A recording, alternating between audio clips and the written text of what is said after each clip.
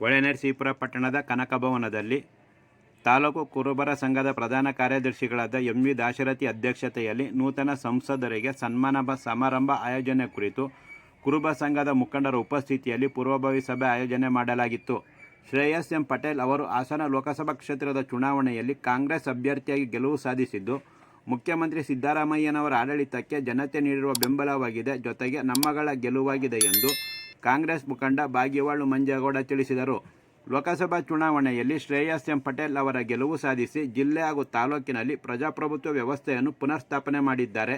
ಇಂತಹ ಯುವ ನಾಯಕರಿಗೆ ನಾವುಗಳು ಗೌರವ ನೀಡಬೇಕಾದ್ದು ನಮ್ಮ ಕರ್ತವ್ಯವಾಗಿದೆ.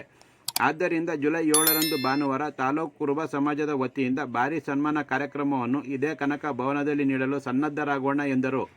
ತಾಲೂಕು ಕುರುಬ ಜನಾಂಗದ ಮುಖಂಡರು ಮಾತನಾಡಿ, ಅವರುಗಳ ಗ್ರಾಮಗಳು ಹಾಗೂ ಸುತ್ತಮುತ್ತಲಿನ ಗ್ರಾಮಗಳಲ್ಲಿ ಕುರುಬ ಸಮಾಜದವರು ಸಮಸ್ಯೆಗಳ ಕುರಿತು ಸಭೆಯಲ್ಲಿ ಮಾಹಿತಿ ನೀಡಿದರು. ತಾಲೂಕಿನ ವಿವಿಧ ಗ್ರಾಮಗಳಿಂದ 100ಕ್ಕೂ ಹೆಚ್ಚು ಕುರುಬ ಸಮಾಜದ ಮುಖಂಡರು ಹಾಗೂ ಯುವಕರು ಹಾಜರಿದ್ದು, ಜುಲೈ 7ರಂದು ನೂತನ ಸಂಸದರ ಸನ್ಮಾನ